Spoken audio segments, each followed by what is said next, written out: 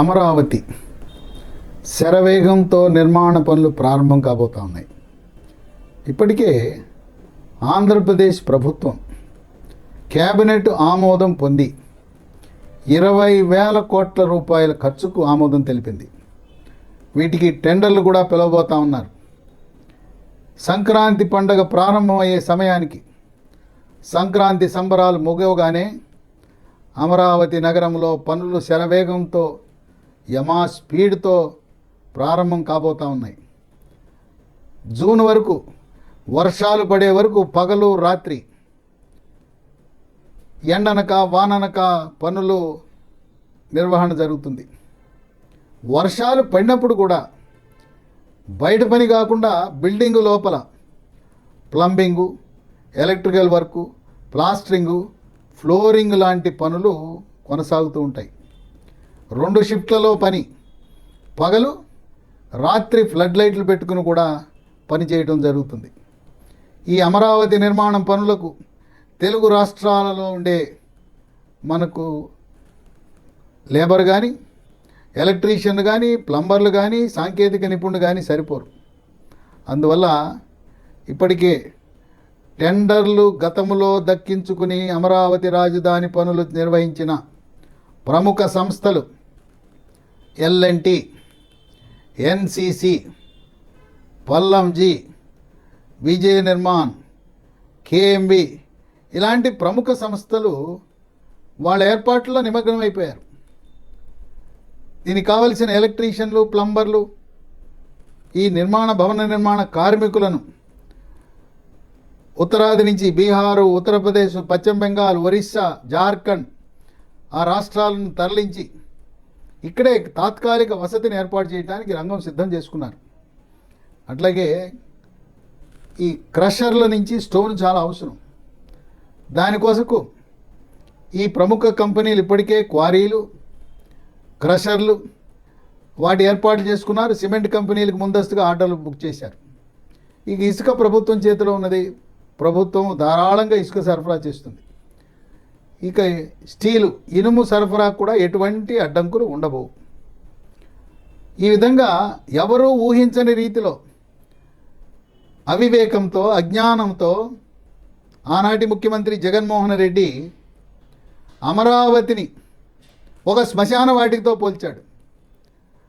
ఆయన సచివాలయానికి వెళ్ళేటప్పుడు రైతుల ముఖాలు చూడలేక, వాళ్ళ నిరసనలు చూడలేక పరదాలు కట్టుకుని పరదాల మధ్యలో ప్రయాణం చేశాడు ఆనాటి ముఖ్యమంత్రి జగన్మోహన్ రెడ్డి.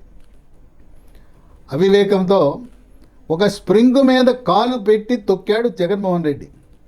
కాలు పెట్టి తొక్కి వికటాట్టహాసం చేసి చంద్రబాబు నాయుడు ఏదైతే ఒక అంతర్జాతీయ నగరాన్ని సృష్టించబోతున్నాడో దాన్ని నేను సర్వనాశనం చేశానని ఒక వికటాట్టహాసంతో స్ప్రింగుని కాలు కింద పెట్టి తొక్కితే ఏమవుతుంది? తొక్కినంతసేపు స్ప్రింగు అది అణిగి ఉంటుంది. కాలు తీయగానే ఆకాశానికి ఎగురుతుంది. అదేవిధంగా ఈరోజు చంద్రబాబు నాయుడు ముఖ్యమంత్రి అయిన తరువాత ఊహించని రీతిలో అమరావతి నిర్మాణాలు శరవేగంతో కొనసాగుతున్నాయి. ఎవ్వరూ ఆపలేరు. ఈ అమరావతి రాజధానిని ఎవరు మార్చలేరు. అమరావతి రాజధాని అని చెప్పి ఉభయ సభల్లో, లోక్సభలో, రాజ్యసభలో కూడా ఆంధ్రప్రదేశ్ పునర్విభజన చట్టంలో భాగంగా ఆంధ్రప్రదేశ్ రాజధాని అమరావతిని పొందుపరచబోతా ఉన్నారు. రాష్ట్రపతిచే ఒక నోటిఫికేషన్ కూడా ఇప్పించబోతున్నారు. ఎవరైనా స్వదేశంలో కానీ విదేశాల్లో ఉన్నవారు కానీ ప్రవాసాంధ్రులు, ప్రవాస భారతీయులు మీకు ఎటువంటి అనుమానము అవసరం లేదు. ఒక్కసారి గెజెట్ ఆఫ్ ఇండియాలో అమరావతి ఆంధ్రప్రదేశ్ రాజధాని అని నోటిఫికేషన్ జారీ చేసిన తర్వాత ఈ రాజధానిని మార్చడం ఎవరి వల్ల సాధ్యము కాదు. నవంబర్ 2027 దీపావళి పండగ నాటికి అమరావతి నిర్మాణాలు పూర్తి చేసి ఏదైతే ఆనాడు ఢిల్లీ నగరాన్ని తలదన్నేలా రాజధాని నిర్మాణం చేస్తానన్నారో అటువంటి నగరాన్ని మనం చూడబోతున్నాం. కేంద్ర ప్రభుత్వం ఇప్పటికే వారి శాఖల యొక్క ప్రధాన కార్యాలయాల నిర్మాణానికి 175 శాఖల కేంద్ర ప్రభుత్వ కార్యాలయాలకు రాష్ట్ర ప్రభుత్వము భూమి కేటాయించింది. కేంద్ర ప్రభుత్వం నిధులు కేటాయించి వారికి బ్యాంకులో నిధులు సిద్ధంగా ఉన్నాయి.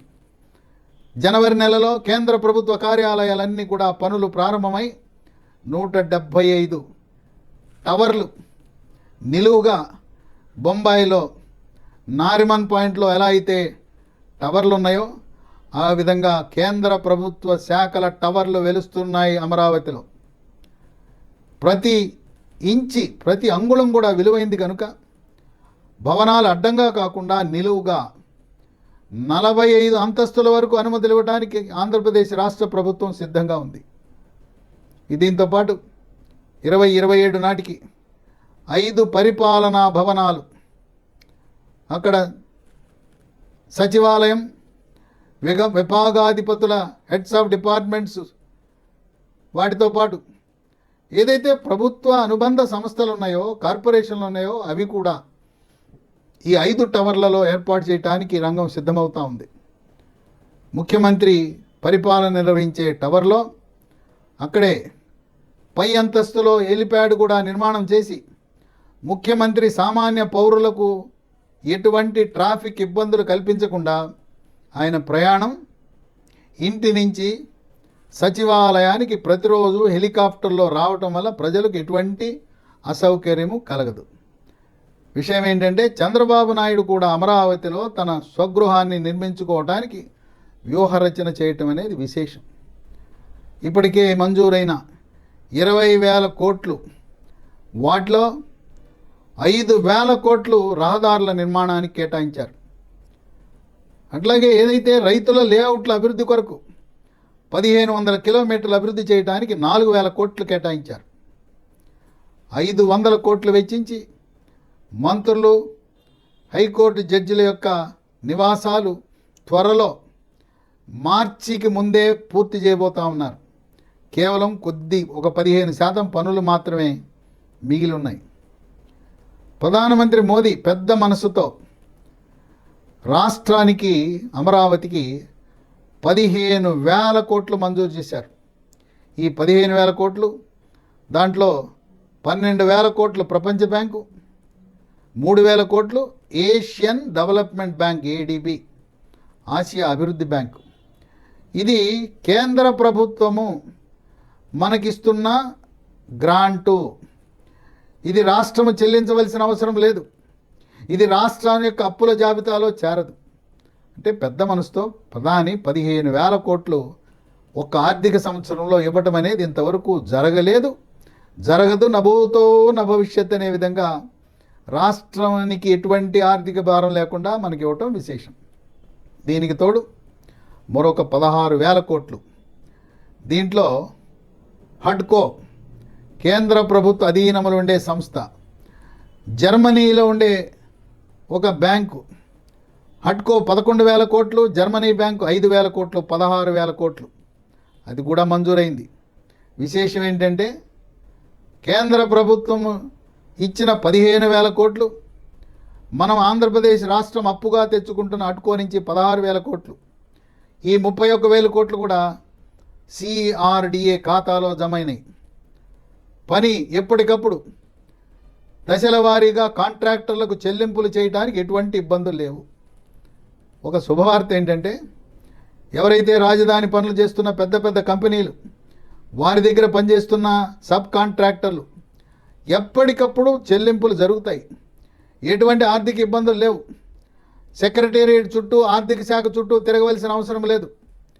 నిధులు సిఆర్డిఏ ఉంటాయి, సిఆర్డిఏ బ్యాంక్ అకౌంట్లో ఉంటాయి. ముఖ్యమంత్రి, మంత్రి నారాయణ ఇద్దరు ఆదేశాలు ఇవ్వగానే సిఆర్డిఏ కమిషనర్ బటన్ నొక్కితే కాంట్రాక్టర్ల ఖాతాలోకి వెళ్తాయి. అంతేకాకుండా ఈ పెద్ద పెద్ద కాంట్రాక్ట్ సంస్థలు భవన నిర్మాణ కార్మికులను తరలించడానికి, యాంత్రీకరణకు గతంలో మాదిరి మొబిలైజేషన్ అడ్వాన్స్ కూడా ఇచ్చి వాళ్ళని ప్రోత్సహించడానికి రంగం సిద్ధమవుతూ ఉంది. కంకర కానీ, ఇసుక కానీ, స్టీల్ కానీ, ఏది సిమెంట్ కానీ కొరత లేకుండా ఆంధ్రప్రదేశ్ ప్రభుత్వం ఎప్పటికప్పుడు చర్యలు తీసుకుని శరవేగంతో భవన నిర్మాణాలు పూర్తి కావాలనే సంకల్పంతో ముందుకు సాగుతూ ఉంది. రోడ్లు, భవనాలే కాదు, మంచినీటి సరఫరా, దాంతోపాటు మురుగునీరు, డ్రైనేజీ సదుపాయం, ఇవన్నీ కూడా సమాంతరంగా పనులు జరుగుతాయి. ఇంకొక ఆలోచన చంద్రబాబు నాయుడు గారికి విజయవాడ ప్రకాశం బ్యారేజ్ నుంచి మంచినీటిని అమరావతికి తీసుకువెళ్ళాలంటే అది గ్రావిటీ ద్వారా సాధ్యపడకపోవచ్చు, పంపింగ్ చేయవలసి ఉంటుంది. అందువల్ల వైకుంఠాపురము దగ్గర ప్రకాశం బ్యారేజీ లాంటి మరొక బ్యారేజీని 3,000 కోట్లతో నిర్మాణం చేయటం ద్వారా రైతులకు మేలు. రైతులు ఇక్కడ మనం ప్రకాశం బ్యారేజ్ దగ్గర గరిష్టంగా 3 టీఎంసీల నీరును మాత్రమే నిల్వ చేయగలం. వైకుంఠాపురం దగ్గర బ్యారేజ్ కడితే అక్కడ 25 టీఎంసీల నీరు నిల్వ చేయడానికి అవకాశం ఉంటుంది. అక్కడ పెద్ద పెద్ద వాగులు, మునేరు, కట్టలేరు లాంటి వాగులన్నీ కూడా వైకుంఠాపురం బ్యారేజ్ పైన నదిలో కలుస్తాయి. ఈ వాగులేవి కూడా ఖమ్మం జిల్లా నుంచి వచ్చి పులిచింతల దగ్గర కలవు. పులిచింతల కింద ఉన్న కృష్ణానదిలో కలవటం వల్ల ఆ నీరంతా వృధా అవుతుంది. ఈ వైకుంఠాపురం బ్యారేజ్ కడితే రైతులకు నీరు, భూగర్భ జలాలు మెరుగుపడటం, రాజధానిలో ఉండే గృహ అవసరాలకు, పారిశ్రామిక అవసరాలకు అన్నిటికీ కూడా ఉపయోగపడే విధంగా ఈ బ్యారేజీకి ఇప్పుడే రూపకల్పన చేయటం, దానికి కావలసిన ప్రాథమిక సర్వే కూడా నిర్వహించి త్వరలో వైకుంఠాపురం బ్యారేజీ నిర్మాణం జరగబోతూ ఉంది. ఆ బ్యారేజీపై ప్రకాశం బ్యారేజీ లాగా రవాణా సదుపాయం కూడా ఉంటుంది. కార్లు, బస్సులు నది యువతల నుంచి నది అవతలకు వెళ్ళే విధంగా ఏర్పాట్లు జరుగుతూ ఉన్నాయి. ప్రకాశం బ్యారేజీ కింద హంసల దీవి దగ్గర మరొక బ్యారేజీ నిర్మాణం జరగబోతూ ఉంది. హంసల దీవి దగ్గర ఉండే ఆ బ్యారేజ్ వల్ల మంచినీటిని నిల్వ చేయటమే కాక సముద్రం నుంచి ఉప్పు నీరు నదిలో ప్రవేశించకుండా 1 వే షట్టర్లు బిగిస్తారు. ఆ విధంగా భూగర్భ జలాలు, అక్కడ ఉప్పు భూమిలోకి రాకుండా కాపాడతారు. హంసల దీవి అయిన తర్వాత ప్రకాశం బ్యారేజ్ దిగువన చోడవరం దగ్గర మరొక బ్యారేజీ, 3వ బ్యారేజీ నిర్మాణం జరుగుతూ ఉంది. వైకుంఠాపురానికి, హంసల దీవికి, చోడవరానికి ప్రధానమంత్రి మోదీ, కేంద్ర ప్రభుత్వం యొక్క ఆశీస్సులు ఉన్నాయి. మేమున్నాం, మీకు అండగా ఉంటాం, మీకు కావలసిన నిధులు సమకూరుస్తామని చెప్పి వారు అండగా నిలవటం, ఒక్కొక్కటిగా ఈ 3 బ్యారేజీలు నిర్మాణం జరిగితే కృష్ణా, గుంటూరు జిల్లాలలో ఉండే రైతుల ఆనందానికి అవధులు ఉండవు. ఇక ఎక్కడ బోరు వేసినా ఉప్పు నీరు రాకుండా మంచినీరే వచ్చే విధంగా చర్యలు తీసుకుంటా ఉన్నారు. ఈ విధంగా సముద్రంలోకి వృధా పోతున్న నీటిని సద్వినియోగం చేసుకోవటానికి చంద్రబాబు నాయుడు వ్యూహాత్మకంగా అడుగులు వేయటం అనేది ఒక విశేషం. చాలామందికి ఒక అనుమానం ఉంది, రాజధాని 3 ఏళ్లలో పూర్తి చేస్తానంటున్నారు, ఎంత డబ్బు కావాలని. 60,000 కోట్లతో 3 సంవత్సరాలలో పూర్తి చేయొచ్చు. 31,000 కోట్లు ఇప్పుడు ప్రస్తుతం బ్యాంకులో ఉన్నాయి. మరొక 30,000 కోట్లు కేంద్ర ప్రభుత్వాన్నో ఇతర అంతర్జాతీయ సంస్థల ద్వారా మనం కొంత రుణ సదుపాయాన్ని పొందితే 3 సంవత్సరాల తరువాత మనకు ఫలసాయం రాబోతూ ఉంది. గవర్నమెంట్ ఆదాయం పెరగబోతూ ఉంది. ఇబ్బడి ముబ్బడిగా హైదరాబాదును మించి ఇక్కడ ప్రభుత్వ ఆదాయ వనరులు పెరగబోతూ ఉంది. ట్యాక్స్ రూపాన చంద్రబాబు నాయుడు ఆలోచన ఒకటి, మరొకటి ఉంది. 10 అంతర్జాతీయ యూనివర్సిటీలు అమరావతిలో నెలకొల్పాలి. ఇప్పటికే ఎస్ఆర్ఎం యూనివర్సిటీ వచ్చింది, విట్ యూనివర్సిటీ వచ్చింది, త్వరలో బిట్స్ యూనివర్సిటీ రాబోతూ ఉంది, అమృత యూనివర్సిటీ వచ్చింది. ఎస్ఆర్ఎం యూనివర్సిటీ వాళ్ళు ఒక మెడికల్ కాలేజ్ కూడా నిర్మాణం చేయడానికి రంగం సిద్ధం చేసుకున్నారు. హైదరాబాద్లో ఉండే బసవ తారకం క్యాన్సర్ హాస్పిటల్, అలాగే ఎల్వి ప్రసాద్ కంటి హాస్పిటల్ లాంటి ప్రముఖ హాస్పిటల్, అంతర్జాతీయ ఖ్యాతి చెందిన 10 హాస్పిటళ్ళు, 10 ప్రముఖ యూనివర్సిటీలు, 10 ఇంటర్నేషనల్ స్కూల్స్ అక్కడ స్థాపించి అమరావతిని 1 కోటి జనాభాకు తీసుకురావాలనే సంకల్పం. త్వరలో విజయవాడ, గుంటూరు, అమరావతిలో విలీనం కాబోతూ ఉన్నాయి. తాడేపల్లి, మంగళగిరి లాంటి చుట్టుపక్కల ఉండే ఈ మున్సిపాలిటీలన్నీ కూడా Amaravati, greater Amaravati metro development authority, greater Amaravati కార్పొరేషన్లో విలీనం కాబోతూ ఉన్నాయి. కొండపల్లి, ఉయ్యూరు, తెనాలి ఇలాంటి పలు మున్సిపాలిటీలు కూడా విలీనం కాబోతూ ఉన్నాయి. తద్వారా దీన్ని ఏ విధంగా చంద్రబాబు నాయుడు హైదరాబాద్ నగరాన్ని ప్రపంచ పటంలో పెట్టారో అమరావతిని కూడా ప్రపంచ పటంలో పెట్టాలనే సంకల్పంతో ముందుకు సాగుతున్నారు. ఇప్పుడున్న ప్రభుత్వం 10 ఏళ్ల ప్రభుత్వం, ముగ్గురు కలిసే ఉంటారు. బీజేపీ, తెలుగుదేశం, జనసేన ముగ్గురు ఎవ్వరి వల్ల కాదు, వారు విడతీయటం అనేది సాధ్యపడదు. మళ్ళీ ఎన్డీఏ కూటమే కొనసాగబోతా ఉంది. ఆ విధంగా అమరావతి అభివృద్ధి అనేది, మనము కలలు కన్న అమరావతి నిజ స్వరూపాన్ని దీపావళి 2027 దీపావళికి మనం అందరం కూడా ఏదైతే చంద్రబాబు నాయుడు ఆయన్ని గ్రాఫిక్స్ అమరావతిని హేళన చేశారో, గ్రాఫిక్స్ని వాస్తవ రూపంలో ఆంధ్రప్రదేశ్ ప్రజలకు, ప్రపంచ దేశాలలో ఉండే తెలుగు ప్రజలందరూ గర్వకారణంగా ఈ అమరావతిని అభివృద్ధి చేసే దృక్పథంతో ముఖ్యమంత్రి చంద్రబాబు నాయుడు, మున్సిపల్ శాఖ మంత్రి నారాయణ అహర్నిశలు వాళ్ళు నిద్రపోతున్నా కూడా అమరావతి గురించి ఆలోచించే వ్యక్తులు ఉన్నారంటే అది మన తెలుగు ప్రజల యొక్క అదృష్టంగా భావించాలని విశ్లేషకులు భావిస్తున్నారు. అమరావతి రాజధానిలో ఉండే రైతులకు ఏమాత్రం అసౌకర్యము కలగకుండా వారిని ఆనందంగా చిన్న చిన్న సమస్యలుంటే తక్షణం పరిష్కరించే విధంగా మున్సిపల్ శాఖ మంత్రి నారాయణ ఏ రైతు వెళ్ళినా కూడా ఆయన స్పందించి తక్షణమే వారికి అనుకూలముగా ఆదేశాలు జారీ చేయడం విశేషం. ఏదైనా చిన్న చిన్న తప్పిదాలున్నా రైతులకు మేలు జరిగే విధంగా ప్రభుత్వ నిర్ణయాలు, సిఆర్డిఏ నిర్ణయాలు జరగటం అనేది ఒక విశేషం.